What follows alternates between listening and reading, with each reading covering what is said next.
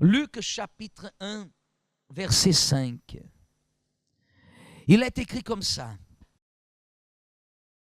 Du temps d'Hérode, roi de Judée, il y avait un sacrificateur nommé Zacharie, de la classe d'Abia. Sa femme était d'entre les filles d'Aaron.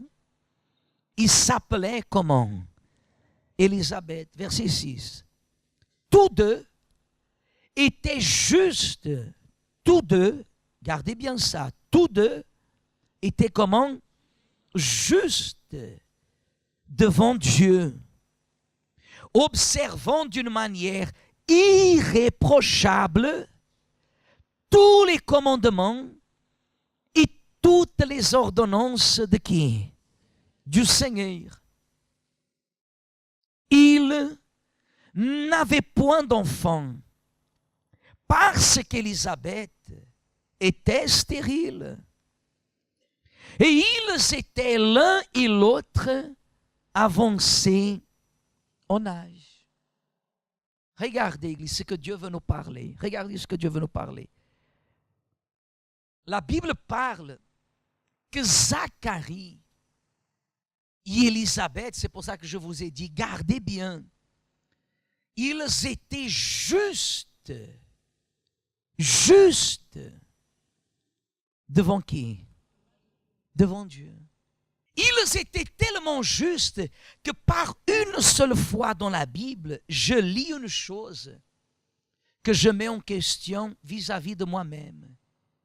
Parce que je ne suis pas irréprochable. J'ai beaucoup des erreurs. J'ai beaucoup de failles. Mais la Bible dit au sujet de Zacharie et Élisabeth qu'ils étaient irréprochables. Dans d'autres termes, la Bible veut dire le suivant, ils étaient parfaits. La Bible ne dit pas parfait, mais quand elle dit irréprochable, ça veut dire qu'il n'avait rien à lui reprocher. Mais les années se sont passées et Zacharie continuait sans quoi? Sans enfant. Et Élisabeth continuait comment? Stérile. Pourquoi l'Église? La personne arrive avec un problème, elle fait la chaîne de prière, elle dit je me sens mieux, mais au bout de quelque temps, si elle n'a pas la réponse, qu'est-ce qu'elle fait? Elle abandonne. Quelqu'un qui est irréprochable abandonne? Non. La personne qui est en train de lutter, elle n'a pas réussi, elle dit Seigneur, ce n'est pas ça que je veux. Moi je ne veux pas me sentir mieux. Moi je veux tout ce que tu promets. Et le temps peut passer. Parce qu'il faut que vous soyez ferme et fort pour dire comme ça, Seigneur, moi je veux tout ce que tu me promets. D'un côté, vous dites, Seigneur, moi je veux tout ce que tu m'as promis. Et toi, diable, il faut que tu saches que jusqu'à la dernière seconde de ma vie, je ne vais jamais tourner le dos. Je ne supporte pas voir les personnes qui des fois arrivent dans une église et le pasteur essaie de la convaincre par des caresses. Non, ma soeur, viens ici proche. Dieu t'aime, Dieu ceci, Dieu cela. La personne, elle fait tout ce que Jésus n'a pas fait. Pourquoi? Pourquoi?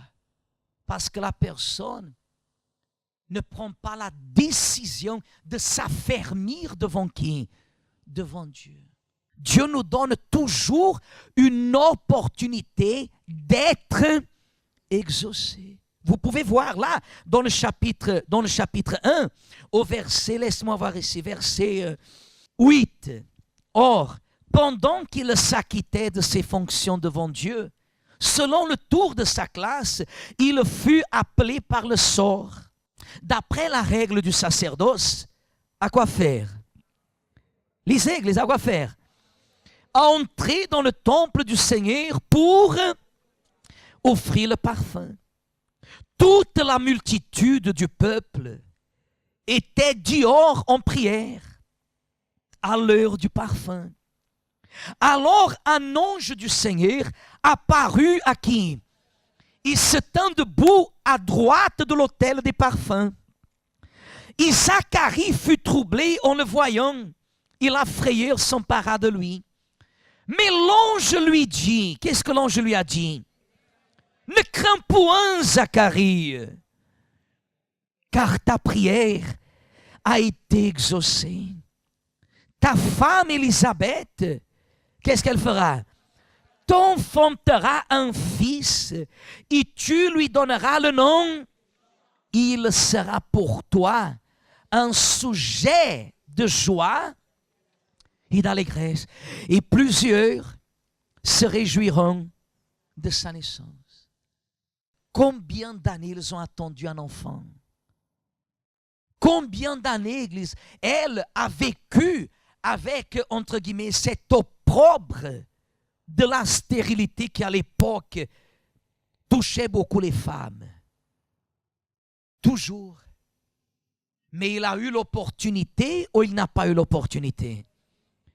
Et s'il aurait refroidi dans sa foi, regardez, Église, et si face aux circonstances, il aurait baissé les bras, est-ce qu'il aurait eu cette opportunité? Non.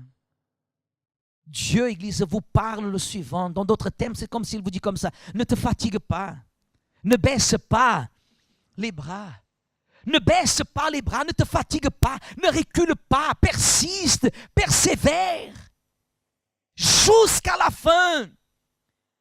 Ici, jusqu'à la fin, Église, ça semble que Dieu ne va pas m'exaucer. Ce n'est pas mon problème, parce qu'en ce qui me concerne, je dois à peine me maintenir comment? Ferme. De notre part, qu'est-ce que Dieu veut voir à peine? La persévérance.